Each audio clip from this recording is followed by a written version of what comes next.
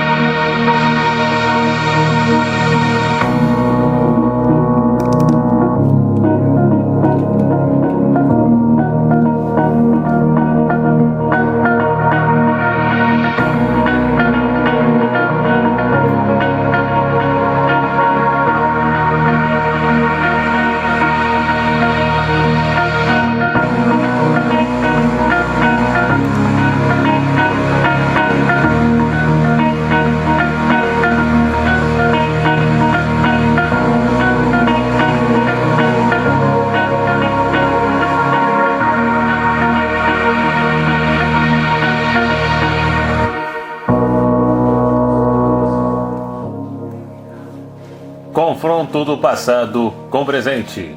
Esse é o Arquivo Histórico.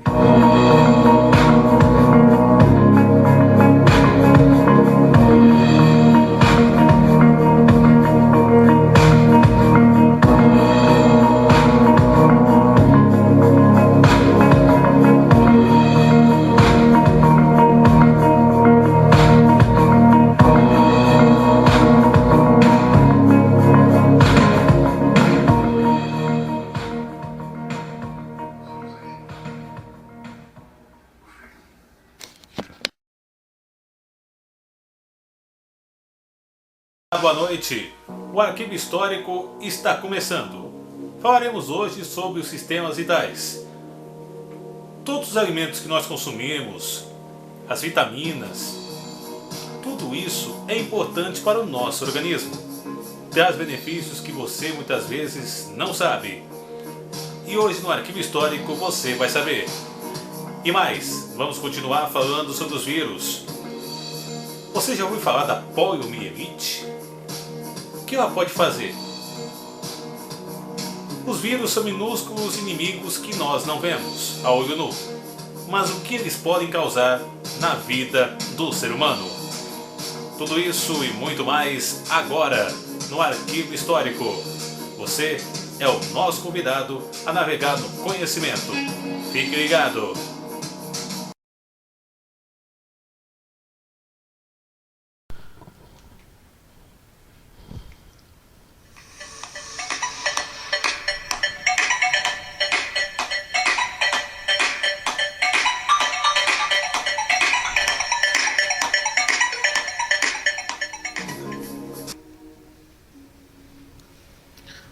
Sistemas vitais. O corpo humano é o conjunto de órgãos que trabalham para nos manter vivos, e entre uma de suas funções está o processo de digerir os alimentos, permitindo a utilização dos nutrientes. Grupos alimentares: carboidratos.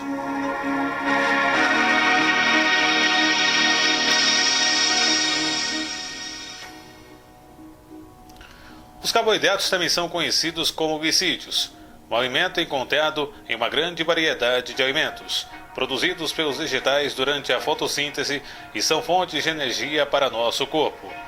Os carboidratos podem ser encontrados em dois formatos: simples, presentes no açúcar refinado, no mel, nas frutas e chegam rapidamente ao sangue, para que possam ser transformados em energia. Complexos, como o amido, demoram mais para chegar ao sangue. Lipídios são os óleos e a gordura, alimentos pouco diluídos em água e que estão presentes em alimentos de origem vegetal e animal.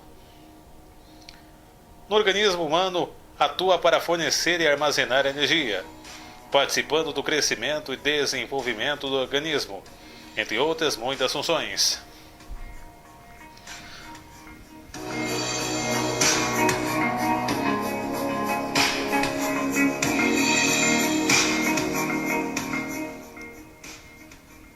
Tipos de gorduras. Gorduras insaturada. Está presente nos peixes e nos vegetais. É considerada gordura boa. Gordura saturada. Está presente no queijos, manteigas e no bacon. É a gordura ruim, que pode aumentar o problema de doenças cardíacas. Gordura trans é a gordura que resulta da hidrogenação. É também a gordura que terá mais prejuízo à saúde das pessoas. Proteínas. As proteínas são formadas por grupos de aminoácidos que diferem entre si e são importantes para a construção, manutenção e reposição de células e tecidos do corpo humano. Estão presentes nas carnes, nos grãos integrais, entre outros. Vitaminas.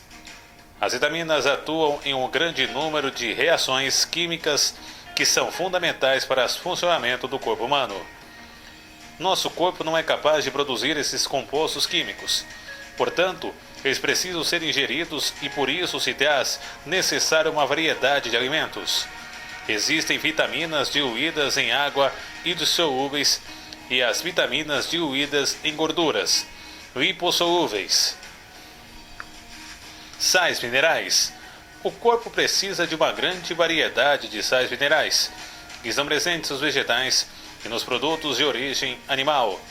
Esses compostos atuam em nosso organismo em várias reações químicas, como no equilíbrio entre cálcio, sódio e potássio, que atuam na formação dos ossos e no dentina. Pirâmide alimentar.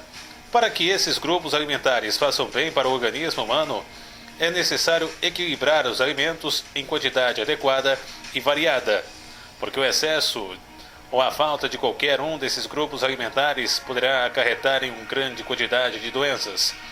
A pirâmide alimentar tem a função de mostrar a importância desse equilíbrio dos alimentos.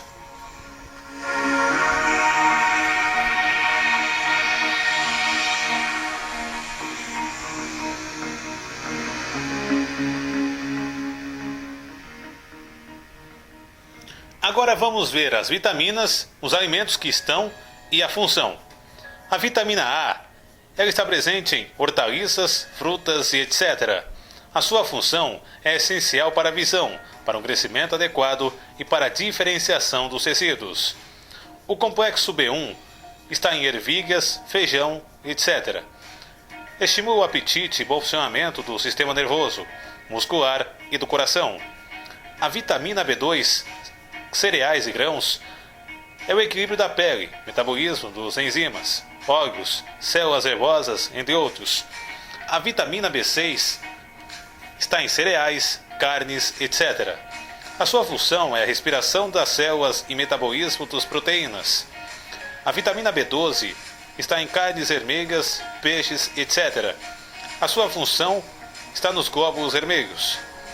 Já a vitamina C está mais presente em frutas cítricas, com a formação dos ossos. Já a vitamina D está no fígado, na gema de ovos e etc. A sua função está na absorção de substâncias. E a vitamina E está nos óleos vegetais. A sua função é a proteção dos tecidos do corpo.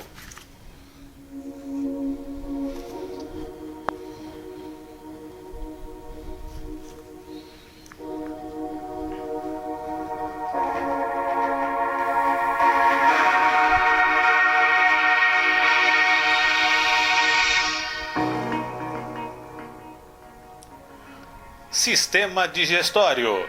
O sistema digestório humano é o conjunto de órgãos, tubo e glândulas especializadas que fazem diminuir o tamanho dos alimentos para que ele possa ser distribuído pelo sangue e assim utilizado para gerar energia, produzir estruturas importantes para a reposição de células, fornecer água, íons, nutrientes, entre outras muitas funções. O primeiro processo de digestão ocorre ainda na boca, quando os dentes são capazes de triturar os alimentos, que é mais conhecido como mastigação. A saliva também é importante porque é rica em água e proteínas mucina, que fará a lubrificação e o umedecimento dos alimentos. É claro que temos a tão importante enzima amilase salivar, mais conhecida como pitialina, que atua sobre o amido dos alimentos. A língua é composta por 8 músculos que se movimentam para todos os lados, ajudando os dentes a triturar a diminuir o tamanho dos alimentos, para que a comida possa seguir para a faringe. Porém, antes iremos sentir o sabor e a textura desses alimentos. A faringe é um pequeno canal que faz parte dos dois sistemas, o digestório e o respiratório, por onde irá passar o ar e os alimentos por caminhos diferentes. O esôfago é um tubo longo por onde passa a comida, na forma de bolo alimentar produzido pela boca com a ajuda dos dentes e da saliva, o caminho do estômago. Porém, é necessário que esse tubo tenha um processo de contração e relaxamento para que o bolo alimentar possa ser empurrado pela parede muscular desse canal. Esse processo é chamado de movimento peristáltico. Estômago. Órgãos que têm o formato de uma base com paredes fortes que comprimem o alimento misturado ao suco gástrico, um líquido formado por água e ácido clorídrico. A parede do estômago é revestida por uma grossa camada de muco, que protege dos tecidos gástricos. Intestino delgado. O alimento saindo do estômago é encaminhado para que o intestino delgado, que passará por um processo de digestão chamado quimo. Em um adulto, esse órgão pode chegar a 6 metros de comprimento e 4 de diâmetro, e será dividido entre 3 regiões: duodeno, jejuno e íleo. Na região do duodeno teremos 2 importantes glândulas: o fígado, que tem várias funções como o armazenamento de glicogênio, síntese de ureia a partir da amônia, degradação do álcool e as outras substâncias tóxicas, produz a bile, entre outras. O pâncreas, que produz 2 hormônios importantes: a insulina, que controla a quantidade de glicose no sangue, e o glucagon, que aumenta a concentração de glicose no sangue, e ainda conduz o suco pancreático, que faz a digestão do duodeno. Intestino grosso. O intestino grosso pode chegar a 1,5 metros em uma pessoa adulta, que possui grande quantidade de água e resíduos de digestão. O processo de digestão continuará para a reabsorção de água e minerais úteis do organismo. O que não for utilizado formará as fezes, que por fim serão eliminadas pelo ânus. Sistema respiratório.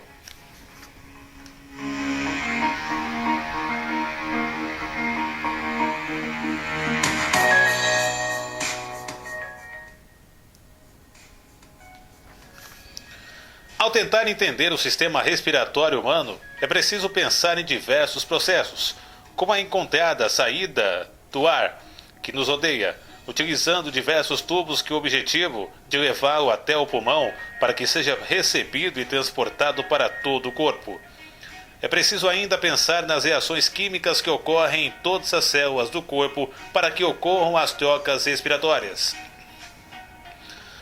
Começaremos então pela cavidade nasal, por onde o ar entra, que tem a função de umedecê-lo e limpá-lo com a ação de cílios que ficam armazenados na parte interna do nariz.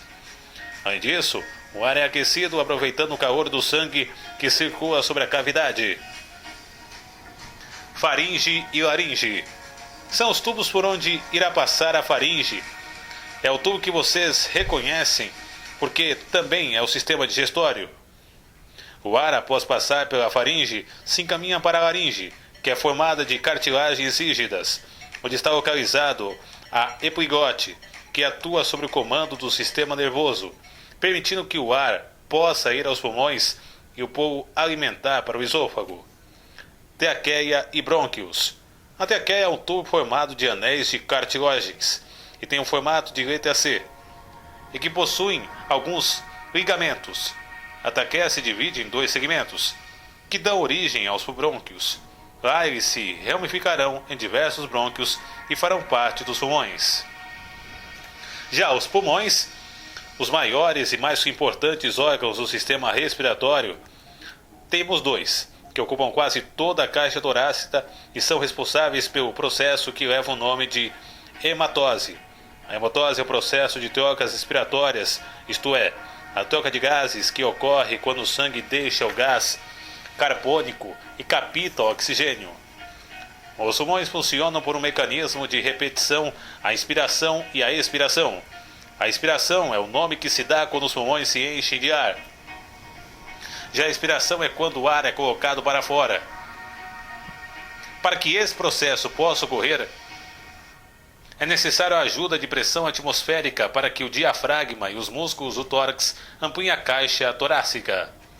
A pleura são membranas duplas, chamadas de parietal e visceral, que revestem os pulmões e auxiliam nos movimentos respiratórios.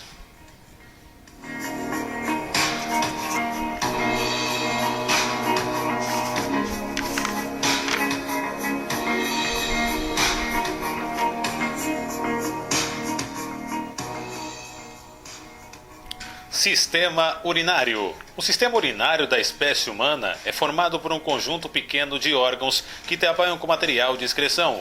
Mas é importante ressaltar que material de excreção é considerado somente aquele que é produto nitrogenado, ou seja, produtos que são resultados de metabolismo e ácidos nucleicos e proteínas eliminadas pelo corpo, e que nos materiais são digeridos e não absorvidos da digestão dos alimentos. Por exemplo, as fezes não é considerado material de excreção. No sistema urinário, um mecanismo chamado de osmorreguladores faz o controle hídrico e dos sais minerais do nosso organismo, com a ação dos órgãos desse sistema. Além disso, esse sistema participa também da absorção de nutrientes para o organismo, regulagem de quantidade de água do nosso corpo e na absorção de potássio, importante no mecanismo de transporte utilizado na membrana plasmática. O sistema urinário é formado por 2 rins e por vias condutoras de urina, 2 ureteres, bexiga, urinária e uretra. Os rins são formados por um conjunto de néfros. Cada néfro é formado por cápsulas de glóbulos junto aos túmulos néfricos.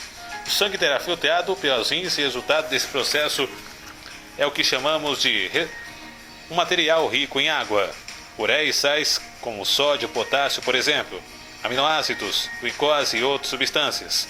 Uma parte desse material será absorvida ao passar pelos túbulos linféticos. A urina que ao longo dos túbulos vai ficando cada vez mais concentrada. Depois de algum tempo acumulado, os ductos coletores de reabsorção e água é finalizado. A produção da urina que é enviada para a bexiga urinária através da ureter, onde ficará guardado até que seja expelida para fora do organismo. Pelo canal da uretra, uma bexiga urinária cheia pode armazenar até meio litro de urina. Porém, antes com 2 ou mais, menos com 350 ml, a pessoa começará a sentir necessidade de esvaziá-la. A uretra pode chegar a medir 25 centímetros de comprimento. Em uma pessoa adulta e para os homens, a uretra pode chegar a 20 centímetros de comprimento. E é um órgão em comum com o sistema urinário e no sistema reprodutor. No caso das mulheres, a uretra mede cerca de 4 centímetros e só pertence ao sistema urinário. Os rins, além de umas funções mais importantes que é o processo de filtragem, têm outras funções. produz o hormônio renina, que atua na pressão arterial. Absorção da vitamina D, produz o hormônio eritropoetina, atua na medula óssea, excreta substância exógena, substância que vem de fora do corpo, por exemplo, remédios.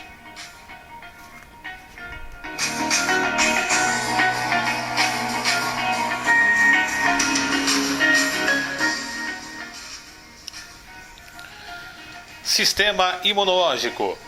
Provavelmente este é o sistema menos conhecido, porém sua importância não pode ser menosprezada. Ele age silenciosamente, mas funciona o tempo todo. É extremamente eficiente na maior parte das vezes. É composto de estruturas que estão espalhadas por todo o corpo, para aumentar a sua eficiência, já que sua capacidade de atuar está relacionada diretamente à sua agilidade em resolver os problemas que o corpo e a parte dele vêm a enfrentar. A tabela abaixo representa algumas das mais importantes estruturas do sistema imunológico.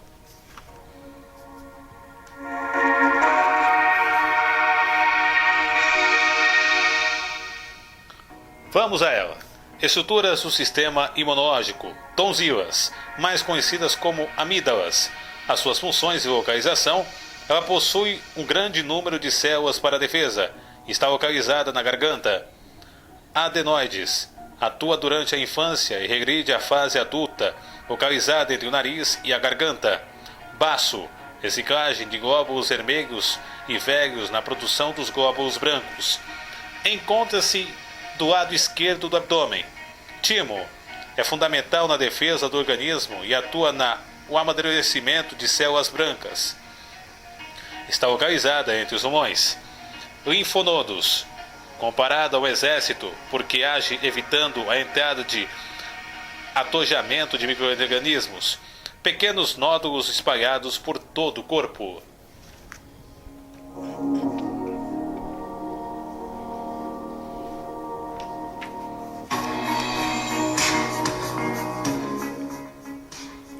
Sistema sensorial. O sistema sensorial é responsável por termos, ou seja, sentimos o mundo e o conjunto de receptores sensoriais que nos permite perceber que nos rodeia em várias formas, como audição, paladar, tato e olfato. São estímulos que podem vir do ambiente e do interior do corpo. Os receptores são classificados dependendo do seu estímulo. Observe a tabela acima. Perceba que alguns desses receptores participam de mais de um sentido e, em muitos casos, um grande número deles se juntam de órgãos sensoriais complexos que serão responsáveis por todos os sentidos. A audição. A audição é sentido responsável por capturarmos dos estímulos sonoros que estão ao nosso redor, desde lugares extremamente barulhentos até locais silenciosos, onde somos capazes de ouvir e cantar o som de um pássaro ou vento. Esses estímulos são captados pela orelha, que é um órgão auditivo.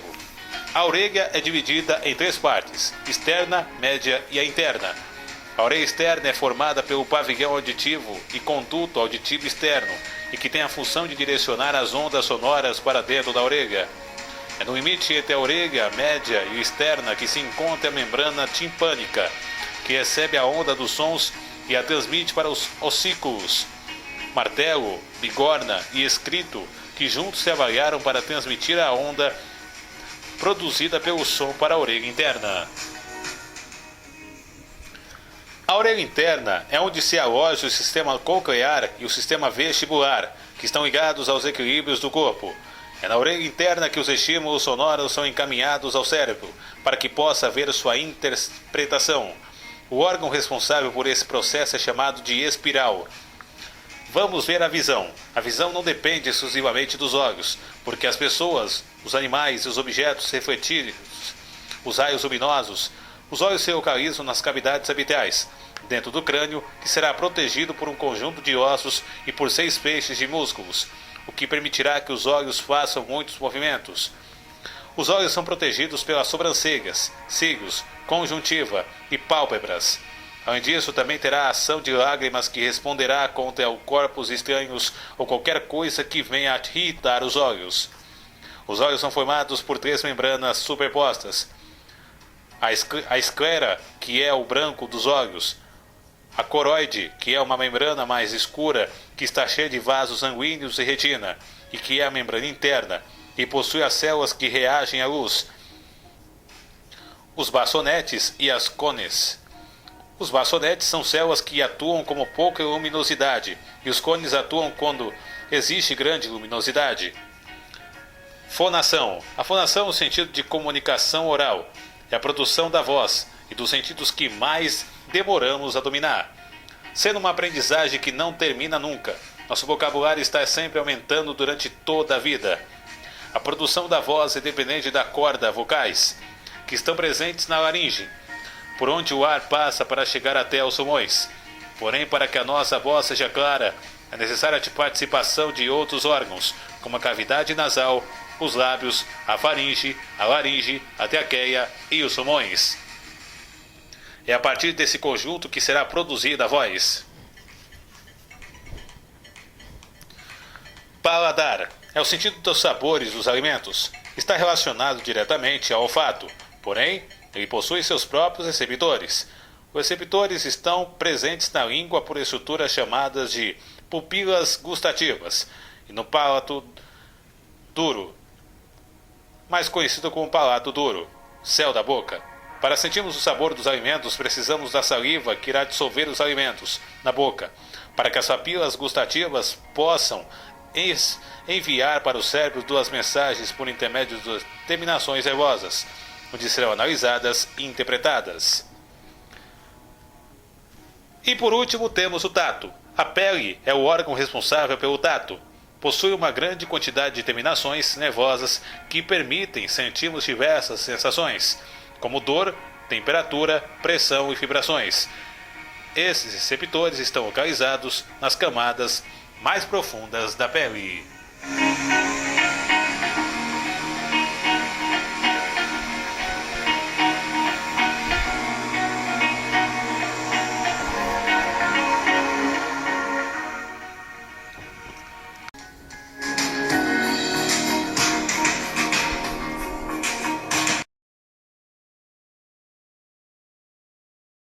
Muito bem, vamos agora falar sobre os inimigos invisíveis. Alguns organismos microscópicos serão patogênicos, ou seja, causadores de doenças, como os vírus, bactérias, protozoários e fungos. Vamos descobrir a história de cada um deles, agora, no Arquivo Histórico.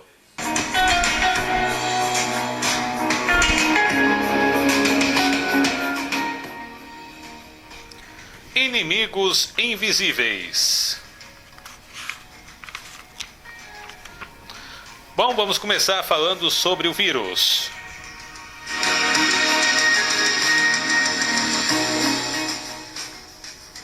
Os vírus são organismos simples formados por uma cápsula de proteínas chamadas de capídeos, mais conhecido como capsídeo, e pelos ácidos nucleicos, formando o conjunto núcleo capsídeo. Os ácidos nucleicos podem ser DNA ou RNA, dependendo do tipo de vírus. Em alguns tipos de vírus, os nucleocapsídeos dão lugar ao envelope, que é envoltório externo do vírus, formado de proteínas mergulhadoras em uma dupla camada de lipídios. Existe uma grande variedade de vírus e são organismos microscópicos patogênicos, ou seja, causadores de doenças que não podem ser vistas a olho nu, que podem atacar qualquer tipo de célula, dependendo dos tipos de proteínas. Então, podemos dividir os vírus em 4 grupos. Bacteriófagos, parasitam bactérias. Micófagos, parasitam fungos. Vírus de animais, parasitam animais. E os vírus de plantas, que parasitam as plantas.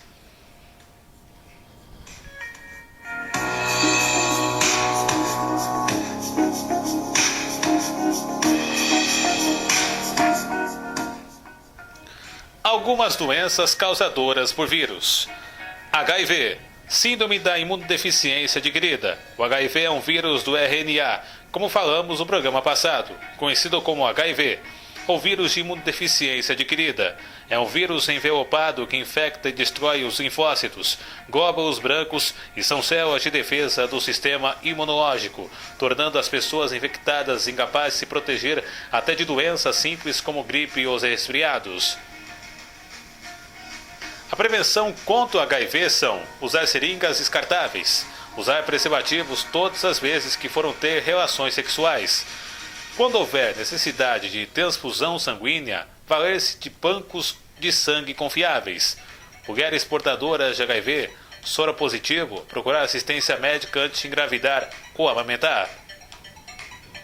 Febre amarela. É uma doença grave que pode lesionar células do fígado. É um vírus transmitido pela fêmea dos mosquitos, pernilongos. Existem duas formas de doença: a febre amarela urbana, que é a Aedes aegypti, e a febre amarela silvestre, o Haemococcus. As fêmeas botam seus ovos em água parada, onde se desenvolvem as larvas. É comum encontrarmos as larvas em pneus vazios, tanques, caixas d'água e tantos outros lugares onde é possível armazenar água parada. Porém, apesar de ser uma doença gravíssima, pode ser evitada pela vacinação, que é válida por 10 anos. Poliomielite. É uma doença que afeta diretamente o sistema nervoso, causando a parasita de várias partes do corpo. No caso do sistema nervoso, a paralisia pode levar à morte por dificuldades ao respirar, popularmente conhecida como paralisia infantil, pois sua incidência é maior durante a infância. É um vírus que ataca o corpo pelo sistema digestório, por meio da ingestão de alimentos contaminados. Normalmente transmite pela saliva e pessoas doentes ou portadoras dos vírus. Dengue. Os vírus causadores de dengue existem em 4 variedades, 1, 2 e 3, e o vírus 4. São transmitidos pelo mosquito Aedes aegypti, que também pode transmitir a febre amarela. Os principais sintomas são falta de apetite, febre alta, dor de cabeça e dor no corpo, cansaço, entre outros sintomas. Existem 2 tipos em que a dengue pode se apresentar.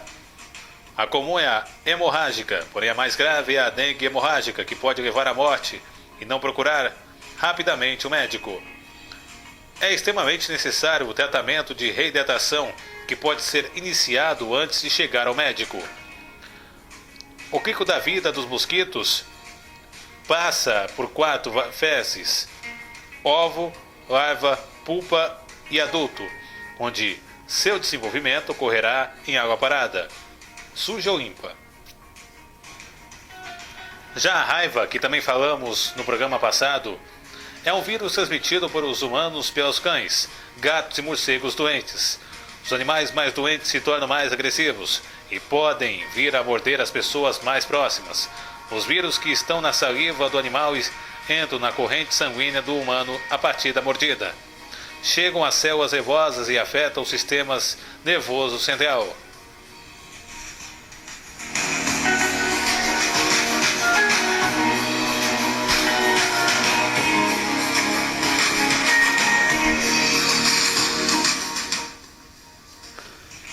Bactérias são organismos microscópicos com uma variedade de formas: cocôs, bacilos, vibriões, empíreos e espiroquetas, causadores ou não de doenças que podem estar presentes em todas as partes, dentro dos organismos de animais e vegetais, na água doce ou salgada, em cavernas, em águas termais, em cavernas de chão de areia, entre outros lugares.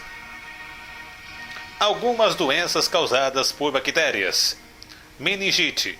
Existem diferentes tipos de bactérias que causam meningite, como por exemplo a Streptococcus. Pneumonia. Porém, essa doença também pode ser causada por vírus, fungos e por protozoário. O contágio se dá pelo contato da saliva da pessoa doente com os órgãos respiratórios de um indivíduo saudável.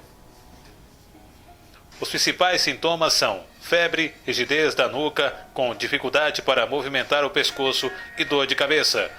A meningite é uma doença grave que pode levar à morte, mas existe tratamento com antibióticos e vacinação em situações de epidemias. Cólera. Uma doença transmitida pela água ou alimentos contaminados. O sintoma é a diarreia que pode causar a desidratação. Seu tratamento é feito pelos antibióticos específicos e pode levar à morte em um curto espaço de tempo. É causado pelo bactério Vibrio chaereus.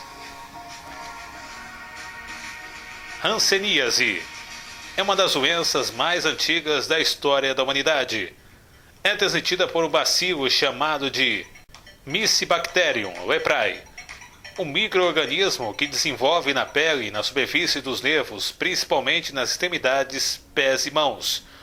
Os sintomas são a perda de sensibilidade à dor, frio ou calor. Também aparecem manchas esbranquiçadas ou rosadas à pele, dor dos dedos das mãos, braços e pés, em algumas vezes formigamentos nessas regiões. Cianobactérias. As bactérias que antigamente eram chamadas de algas azuis, que possuem estruturas e células procariontes, algumas são unicelulares. Existem cerca de 7.500 espécies em diversos ambientes e podem se encontrar em diferentes cores, como dourados, amarelos, marrom, vermelho e azul. Algumas espécies de cianobactérias transformam-se em nitrogênio e amônia, que será utilizada por outros organismos em reações metabólicas.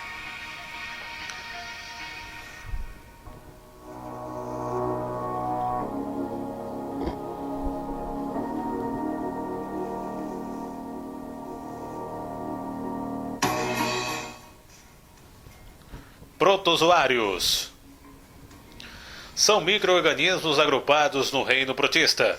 São organismos unicelulares e todos os seus representantes são eucariontes, ou seja, possuem núcleos organizados dentro de uma carioteca. Podem ser parasitas ou de vida livre de diferentes tamanhos e formatos. A locomoção desses grupos do meio aquático é feita em diferentes estruturas como cílios, cilioides, flagelos, flagelados e pseudópodes. Os cilíados é um grupo muito importante e está presente em quase todos os ambientes, águas, lagos, mares e rios.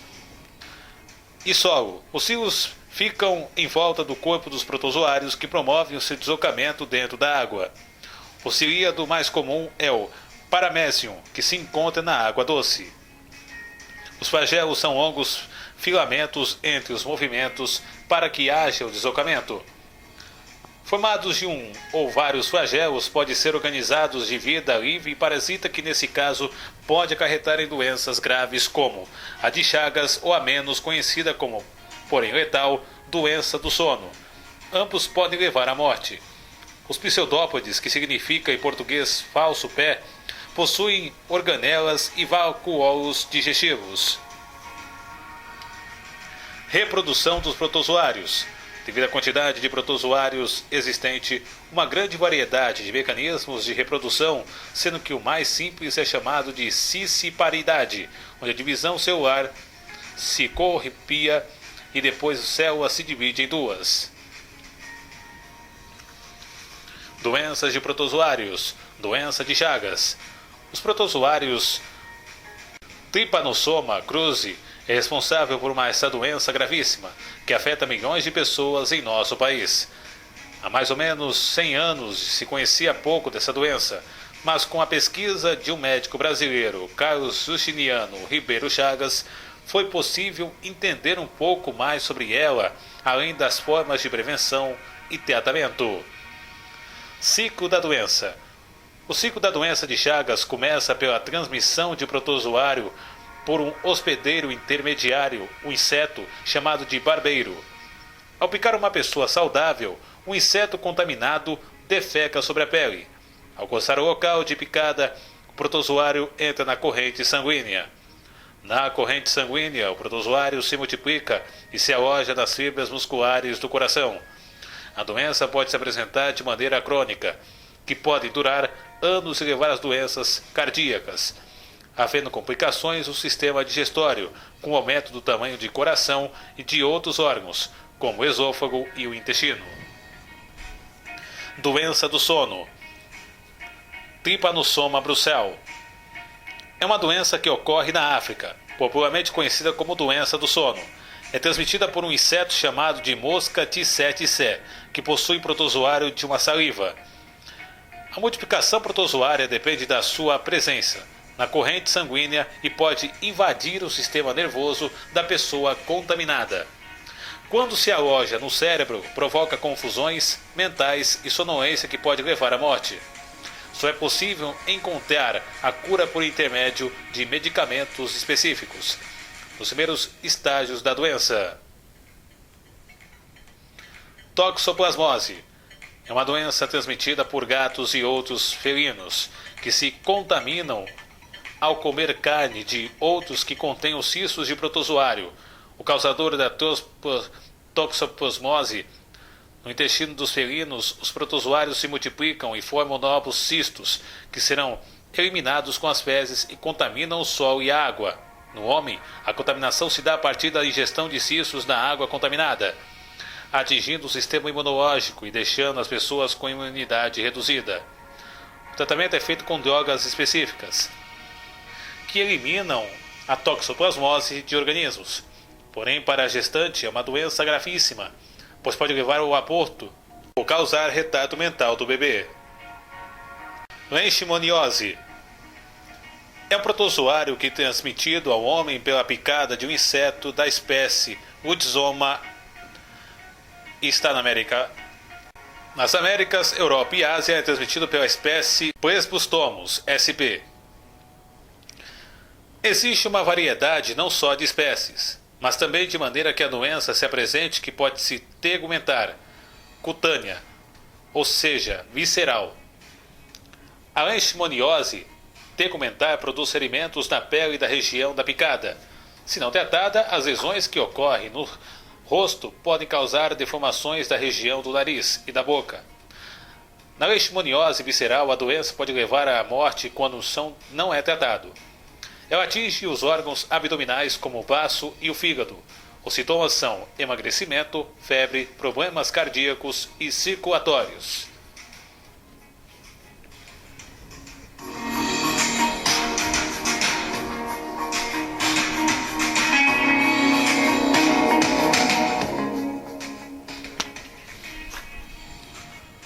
Fungos. Os fungos são organismos multicelulares e unicelulares e seres vivos são agrupados dentro do reino fungi. Os representantes mais conhecidos são cogumelos, leveduras, bolores e mofos. Características gerais. São formados por filamentos chamados de hifas, que são parecidos com os tubos de paredes rígidas e no seu interior fica o material gelatinoso. O citoplasma, um conjunto de hifas, forma o micélio, que se expande no solo. Nutrição.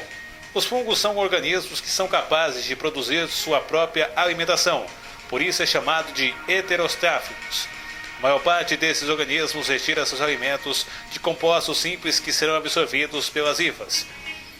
Eles também são chamados de sobráfugos, porque se alimentam de organismos já mortos. Importância dos fungos. Os fungos atuam no ambiente como decompositores, o que é fundamental na sobrevivência de todos os organismos. Mas eles também podem ser causadores de doenças como as micoses, que ocorrem na pele, nos cabelos e nas unhas. Um bom exemplo dessa doença é o pé de atleta. Na medicina, é de fundamental importância o antibiótico chamado de penicilina, primeiro antibiótico do mundo, descoberto em 15 de setembro de 1928 por Alexander Fleming. Nascido em 1881, faleceu em 1955. Que trabalhava em um laboratório com placas de cultura de micro-organismos, quando notou que algumas de suas placas estavam cheias de bolores, porém suas bactérias haviam morrido. Percebeu que o material desse fungo do gênero Penicillium produzido é o efeito bactericida.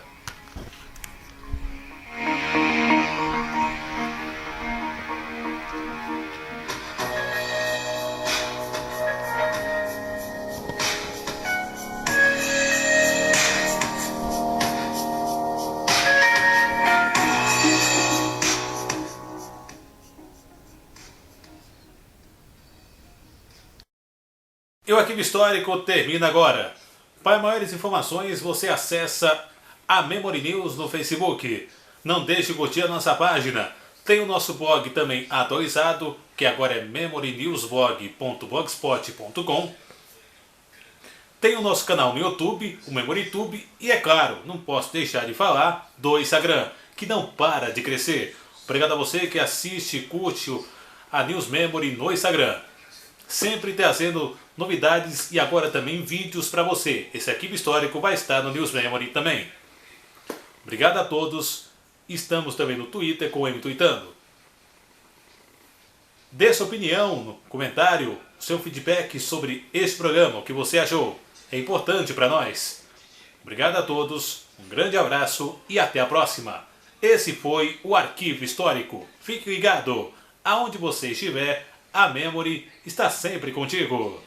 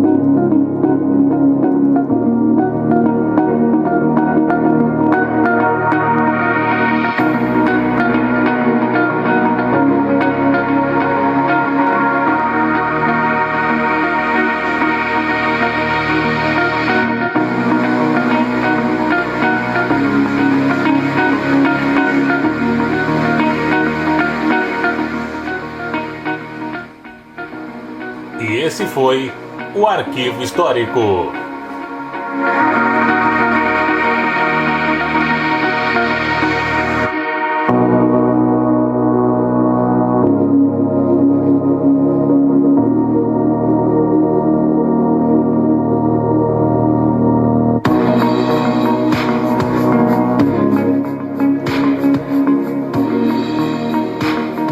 Na Memory, pelo Facebook ou YouTube, comente esse vídeo e dê sua opinião.